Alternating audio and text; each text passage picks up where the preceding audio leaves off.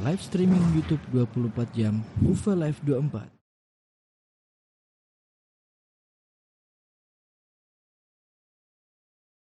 Innal hamdalillah nahmaduhu wa nasta'inuhu wa nastaghfiruhu wa natubu ilaihi wa na'udzu billahi min shururi anfusina wa sayyiati a'malina.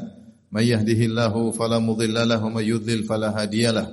Asyhadu an la ilaha illallah wahdahu la syarikalah wa asyhadu anna Muhammadan abduhu wa rasuluhu la nabiyya ba'dah. Ya ayyuhalladzina amanu taqullaha haqqa tuqatih wa la tamutunna illa wa antum muslimun. Fa inna asdaqal hadithi kitabullah wa khairal huda huda Muhammadin sallallahu alaihi wasallam wa syarrul umuri muhdatsatuha wa kullu muhdatsatin bid'ah wa kullu bid'atin dhalalah wa kullu dhalalatin finnar. Ma'asyiral muslimin, usikum wa nafsi bi taqwallah faqad fazal muttaqun.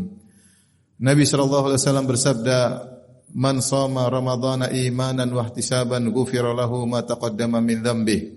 Siapa yang berpuasa dengan penuh keimanan, yaitu meyakini bahwasanya ini adalah syariat dari Allah Subhanahu wa taala, syariat yang diturunkan oleh Rabbul Alamin, pencipta kita semua, yang lebih tahu tentang kemaslahatan kita semua, yang telah menyiapkan balasan di akhirat kelak.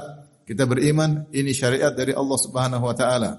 Wa ihtisaban, berharap pahala. Ketika berpuasa dia berharap pahala sehingga dia semangat, tidak bermalas-malasan karena dia tahu di balik puasa ini ada pahala yang banyak, bukan sekedar melaksanakan ibadah puasa karena tidak enak sama orang lain atau karena hanya sekedar rutinitas tahunan, tidak, tetapi ihtisaban, benar-benar berharap pahala, baru dia akan mendapatkan ganjarannya. Ghufira lahu ma taqaddama min dzambi, akan diampuni dosa-dosa yang telah lalu.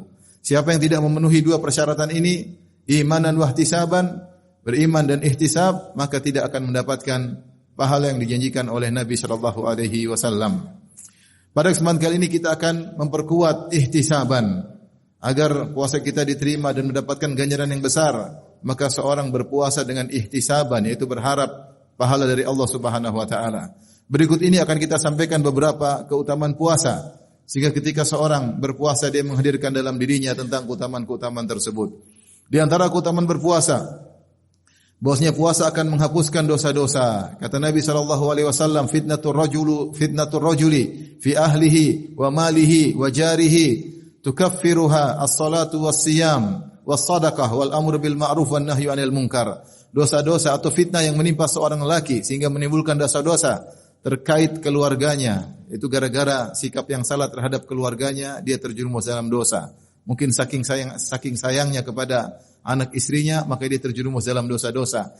Atau terkait dengan hartanya, mungkin karena cintanya kepada hartanya, mungkin dia terjerumus dalam dosa-dosa.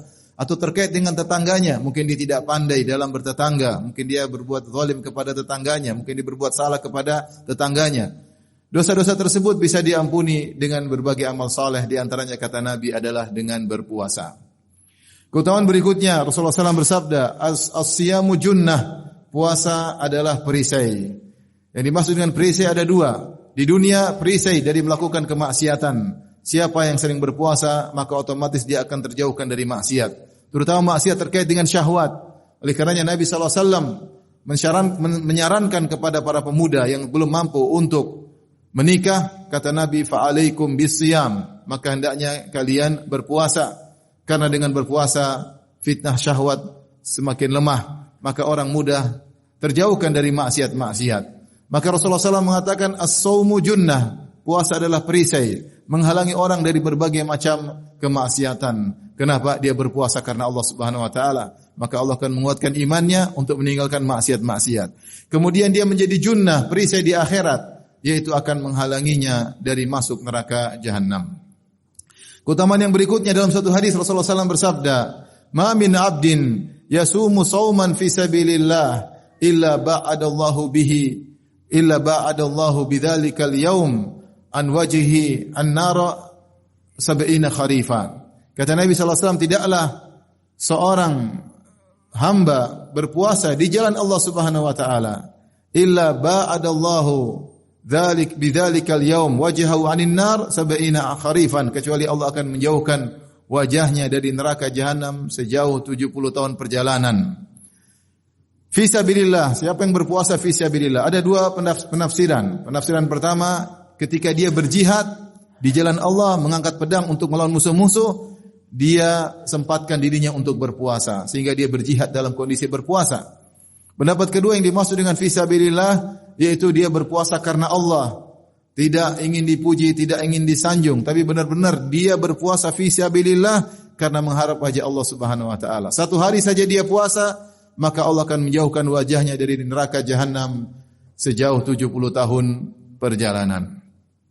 Maka seorang hendaknya sering berpuasa agar semakin terjauhkan dari azab neraka jahanam. Keutamaan puasa yang berikutnya, bahwasanya pahalanya tanpa batas. Dalam suatu hadis kata Rasulullah sallallahu alaihi wasallam, "Kullu amali ibni Adam lahu illa shiyam, fa innahu li wa ana ajzi bihi." Sungguhnya amal ibadah setiap hamba adalah untuknya sendiri, kecuali puasa, maka puasa adalah untukku dan aku yang akan membalasnya.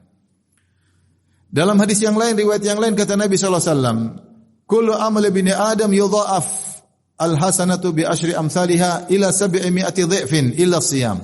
Setiap amal anak hamba, anak Adam dilipat gandakan pahalanya 10 kali lipat sampai 700 kali lipat, kecuali puasa. Tidak ikut kaidah tersebut. Setiap amal soleh pahalanya antara 10 kali lipat sampai 700 kali lipat. Kata Allah kecuali puasa. Dia keluar dari kaidah tersebut. Kata Allah Subhanahu wa taala, "Fa innahu li", puasa adalah untukku, "wa ana ajzi bihi", maka aku yang akan memberi ganjaran. Dan ini menunjukkan bahwasanya pahala puasa tanpa batas. Dan ada amalan-amalan yang pahalanya tanpa batas. Di antaranya puasa, di antaranya sabar, dan di antaranya memaafkan. Adapun puasa dalilnya yang kita sebutkan ini. Adapun sabar, kata Allah Subhanahu wa taala, "Innama yuwaffas sabiruna ajrahum bighairi hisab." Sungguhnya orang-orang yang bersabar pahalanya tanpa hisab.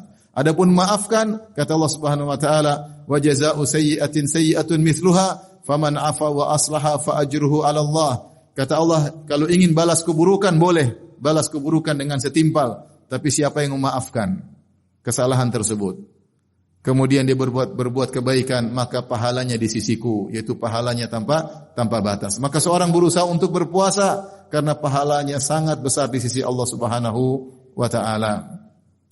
Di antara keutamaan puasa, bahwasanya Allah Subhanahu wa taala menyiapkan pintu surga bagi orang-orang yang berpuasa. Kata Nabi sallallahu alaihi wasallam, "Inna fil jannati baban yuqalu lahu Rayyan." Sungguhnya di surga ada suatu pintu, di antara 8 pintu surga ada satu pintu namanya Babur Rayyan, pintu Ar-Rayyan. Ar-Rayyan secara bahasa Arab yaitu orang yang hilang dahaganya.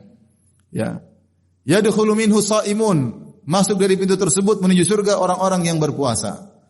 La yadkhulu minhum ahadun ghairuhum. Adapun orang-orang yang tidak berpuasa maka tidak bisa masuk surga lewat pintu tersebut. Yuqalu aina shaimun, maka pada hari kiamat kelak malaikat bertanya, mana orang-orang yang berpuasa? Dicari orang-orang berpuasa tersebut. Fayaqumun, maka mereka pun berdiri, kemudian mereka pun masuk dari pintu tersebut.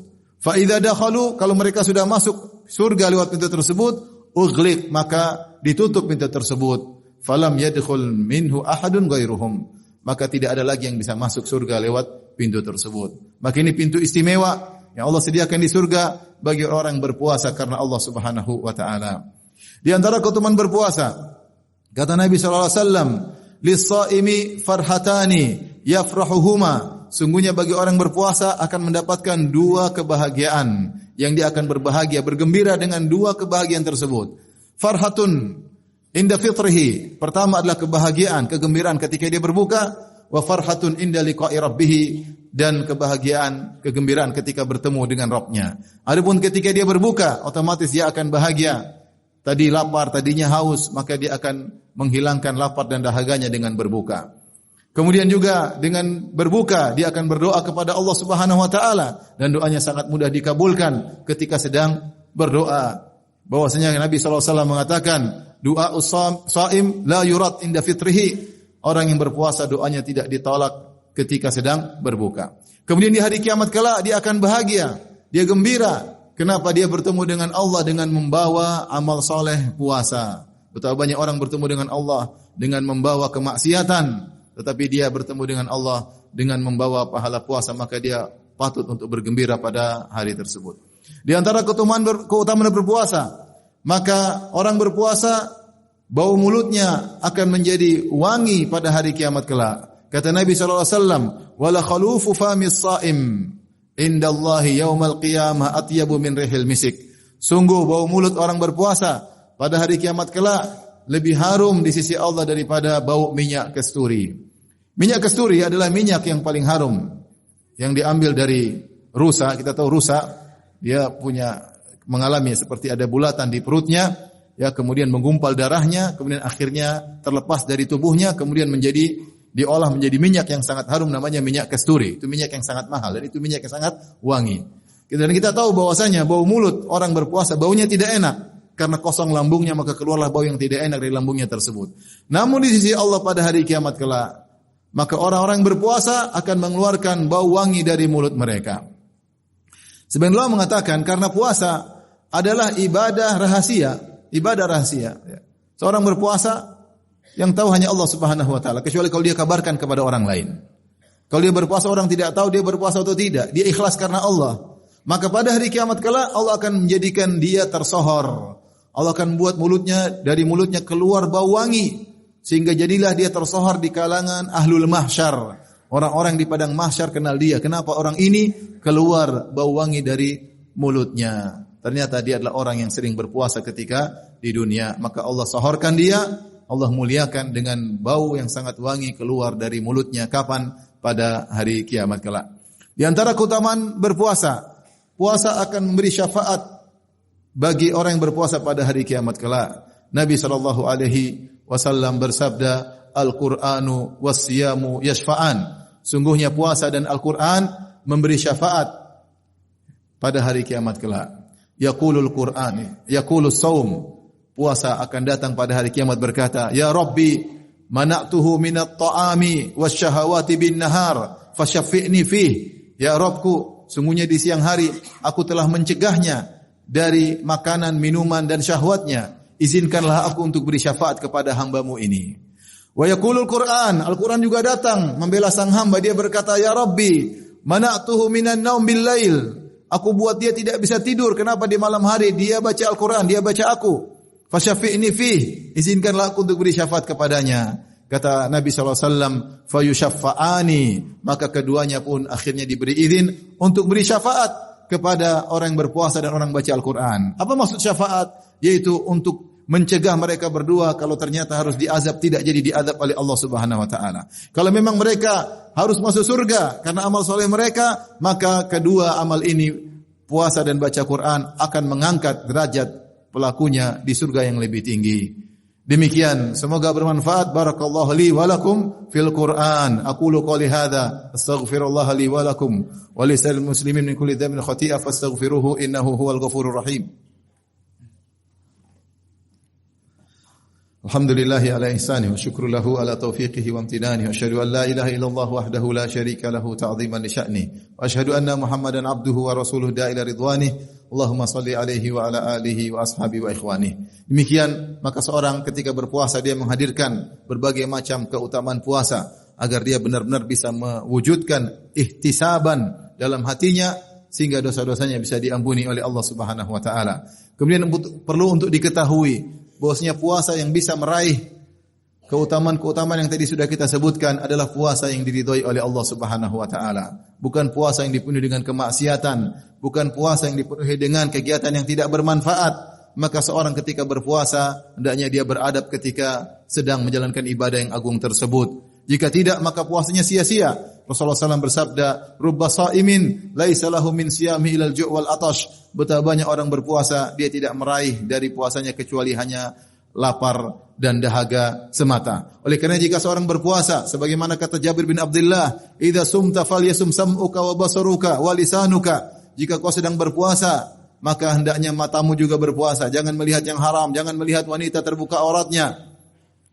Wasam'uka, dan juga hendaknya pendengaranmu juga berpuasa. Maka janganlah kau mendengar hal-hal yang diharamkan oleh Allah Subhanahu wa taala. Walisanuka, hendaknya lisanmu juga berpuasa. Jangan kau ghibah, jangan namimah, jangan menuduh yang tidak-tidak, jangan berbicara yang tidak bermanfaat.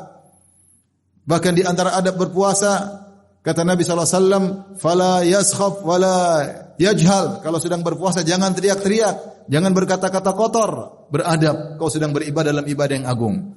Kalau ada yang mengajak berantem, maka katakan fa inni shaim, sungguhnya aku sedang berpuasa. Ada yang mencela, jangan dibalas dengan celaan. Sungguhnya kita sedang berpuasa. Kita ingin meraih keutamaan puasa. Kemudian di antara bentuk untuk menjaga pahala puasa, jangan menzalimi orang lain. Seorang berpuasa, tapi dia berbuat zalim jalan terus, maka bisa jadi pahala puasanya akan ditransfer kepada orang tersebut yang dia zalimi. Sebagaimana dalam hadis Rasulullah SAW mengatakan, "Atadruna manil muflis?" Wahai para sahabatku, tahukah kalian siapa orang yang bangkrut? Maka para sahabat berkata, "Al-muflisu fina man la dinar wala dirham wala mata." Para sahabat mengatakan, orang bangkrut menurut kami itu orang yang sudah amblas, hilang semuanya hartanya, asetnya hilang. Tadinya punya aset, tadi punya dinar, punya dirham, punya harta, punya emas, punya perak, punya aset, hilang semuanya, bangkrut dia. Kata Nabi SAW, "Al-muflisu min ummati." Orang yang bangkrut dari umatku. Bukan dari umat yang lain, dari umatku. Man ya'ti yaumal qiyamah bi salatin wa siyamin wa sadaqah.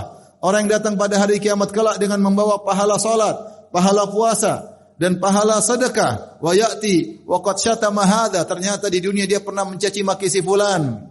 Wa daraba hadza, dia pernah mukul si fulan.